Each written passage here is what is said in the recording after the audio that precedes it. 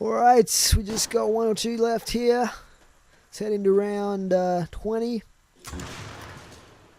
Look at that, just goes, oh, it has got a little bit of drop on it. That's the thing with Call of Duty ballistics. It's like, they're like a laser beam. That one's just going straight up, like a rocket. I really like games that have realistic ballistics in them, like with bullet drop and like affected by like the Coriolis effect or whatever you call it, and wind and all that stuff. That's one of the other cool things about DayZ, the really awesome zombie mod for Arma 2. And I'm sorry if I keep mentioning it, guys, but it is one of the best zombies games I've played in a long time. And I'm definitely going to be bringing you guys some more of that stuff in the near future. Now I know what I'm doing in it. That's also something cool from Battlefield, and I've never actually played Battlefield, but that's something that I like the sound of in that game. Let's throw a sticky grenade down there. I don't know how powerful those things are compared to the regular frags. Or let's get some more PP ammo. Cool. So got an insta-kill there and a max ammo. I wish I'd seen that max ammo earlier. Never mind. Yeah, they really should like buff the ammo boxes a little bit more, because they regen ammo way too slowly. Like, they're pretty useless actually, unless you're standing in exactly the same spot. Like, say you were doing the catwalk camping strategy on Doris or something with like 4 players, and everyone put an ammo box down there. That would be pretty good. That would probably help a little bit, although you would still run out of ammo eventually. But at the moment they're pretty much useless. It's almost not worth putting them down. And you only get 2 ammo boxes that you can place, as far as I know. So like, even though it shows I have one in my inventory, if you look right down the bottom in the middle of the screen, it says like 1. That's an ammo box symbol there. If I chuck this one down, it's just going to make one of the other ones disappear that I've already put down. Let's get some more PP ammo here. Get out of here quickly.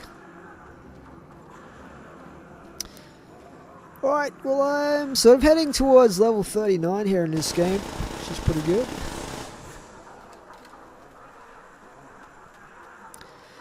It's really good if you're going to try and rank up in Zombie Realism, try and get to a pretty high round, because once you get the kill streaks going and stuff like that, and headshot streaks and things like that, you do sometimes get XP streaks as well. So you can get like double XP as a reward, and then you can rank up quicker than normal.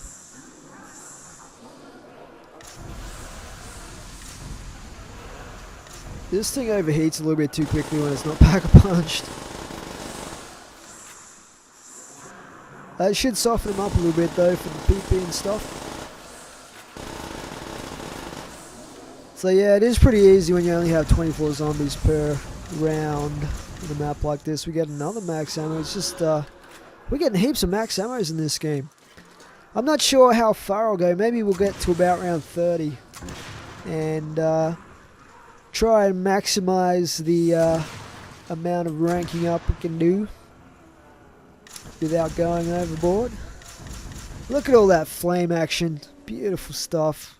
Burnt myself a little bit there actually. Let's get around that. So let's maybe have a look around. Just wondering if there is anything I've missed that I should open up. But I don't think so. I think we've got everything.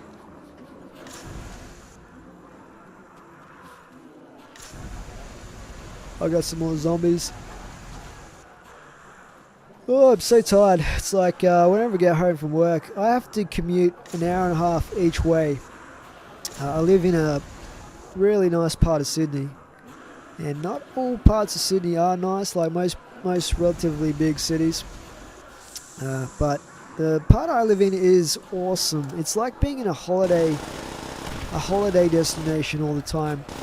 But I have to pay for that because where I work, I have to travel an hour and a half each way, and it really sucks. So I'm pretty tired by the time I get home. I used to actually, because I grew up in like the smallest state in Australia. It's like an island state called Tasmania, right down south, off the tip of Australia, south of Melbourne, across the Bass Strait. And the whole state has only maybe now there's 1 million people in it, and the capital city of the state is like 500,000 or something like that, 600,000. So it's very, very small. And when I first went to Sydney and Melbourne, the first big city I went to was Melbourne when I was very young, but I don't really remember it very much. But Sydney I do remember because I went there when I was a bit older, and that seemed like such a huge city. Like if you look at the Sydney Harbour Bridge and stuff like that, and some of the buildings in the city, they look massive. They look like monoliths, man. If you come from Tasmania, like rush hour in Tasmania, you can still drive through the whole, from one end of the city to the other in literally 10 minutes, even in rush hour, pretty much. Unless there's something weird going on. Like there was one traffic jam I got in, because I used to drive 7 days a week when I used to work back there in Tassie, as we call it.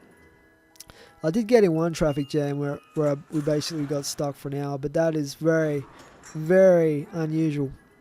Anyway, when I did eventually come to Sydney and Melbourne, I just thought they were the biggest cities ever, you know, and Sydney has about 4 million people, something like that. But after I did a bit of traveling, like I went to places like, Paris and London and that, I was just like, nah, Sydney's not that big after all. And I mean, the city that most impressed me as being such a huge city was New York when I went there. That is just incredible. And the zombies died on me. Anyway, we got the ray gun, so it's all good. Let's beast it up with this thing. New York is just incredible. I mean, Manhattan, unbelievable.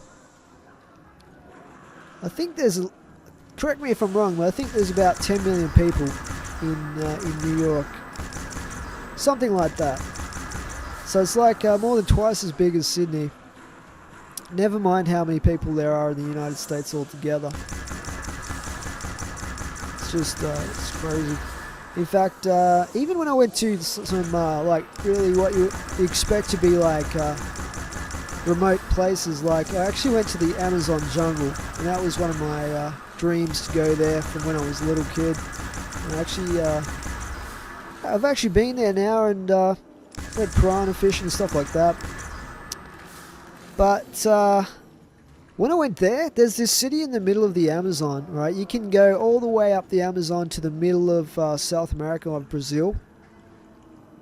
And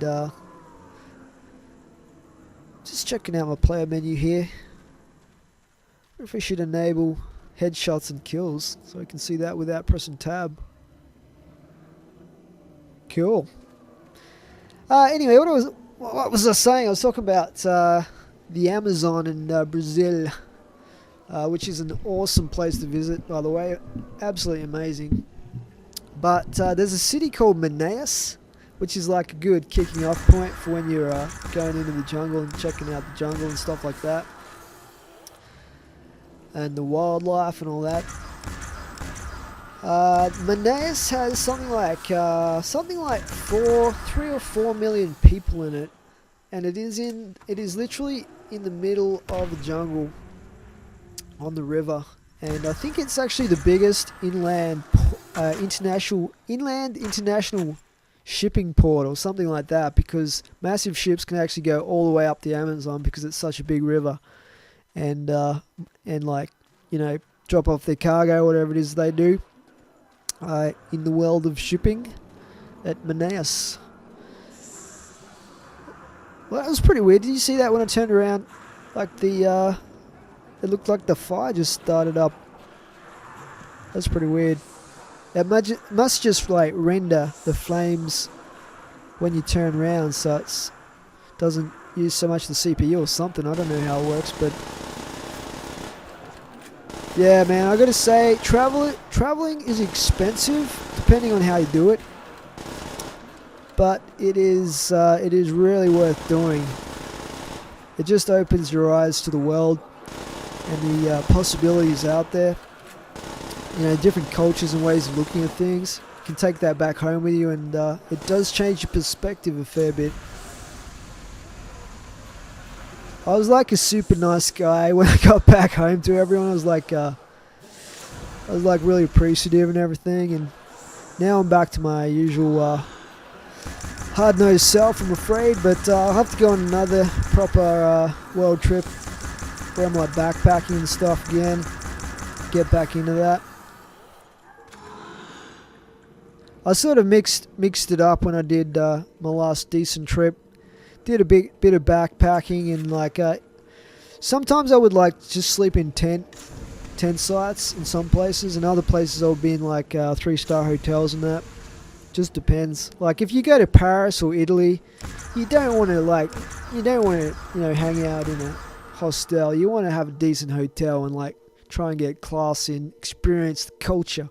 But if you're in some place like Hawaii or whatever, when it's really balmy weather all the time and stuff like that, I thought it was actually a pretty cool experience just to sleep out in a tent there, and like when you're surfing, just to have your surfboard out under your tent and stuff like that. That was awesome. Hawaii is one of my favorite places because I'm into surfing, I guess. It's like the mecca of surfing. Australia's obviously got a lot of world-class surfing as well. They actually have a surf competition just literally 5 minutes down the road from where I live. Every year, a couple of different ones actually. But the waves aren't usually that brilliant where I live. I actually live on a headland between two beaches. One beach is called is Manly, and the other one is Freshwater, which is the very first place that surfing was introduced in Australia by a Hawaiian Duke, and I thought that was pretty cool. Basically living at the birthplace of surfing in Australia. But you can get some awesome waves here. Like we get some really good waves when it's huge swells off the southern point where Manly is, a place called Fairy Bower. There's just really massive hollow tubes. They're just gnarly and a little bit dangerous, to be honest, because there's rocks that are there's a very shallow rock in particular that you have to watch out for. I smashed my board on there a few times when I first came here. But all up and down it's like a big peninsula basically. You have Manly is pretty much the main beach on the peninsula, closest to where the entrance to the Sydney Harbour is. The Heads, it's called. And then it goes down, and there's a chain of beaches all the way down the peninsula. Really good surf beaches all the way down to like Whale Beach in that area. And they're really beautiful beaches. This time of year we get whales coming in as well. And a guy that I work with actually, who was telling me just yesterday that he does a lot of long distance swimming, and he was telling me they were out there the other day with a group of people like way offshore, off some of the northern beaches down there, a place called Avalon, which is a really nice beach as well, and they saw some whales just literally like the length of two buses away from them. So what's that? I don't know, 60 meters away, which is pretty cool because I think the whales migrate this time of year. I think they head north. I think they head north. I'm not too sure about that because we're heading into winter now. Basically, this month is the first month of winter here, but it's not too bad. Sydney's actually got a really awesome climate, like Queensland up the more north in Australia. They get a lot warmer, and it's probably a little bit too warm for my taste, especially since I grew up in a temperate place, cooler place like Tassie. But Tassie's a little bit too cool this time of year, so I'm pretty sure in Sydney's like got the perfect climate as far as I'm concerned. It's not quite like Hawaii where you've got 30 degrees all year, but you just get a very mild seasons, which is pretty cool. It's good to have some seasons, you know, you don't get bored of the same thing all the time. Let's grab that perk. Stopping power upgraded. Nice.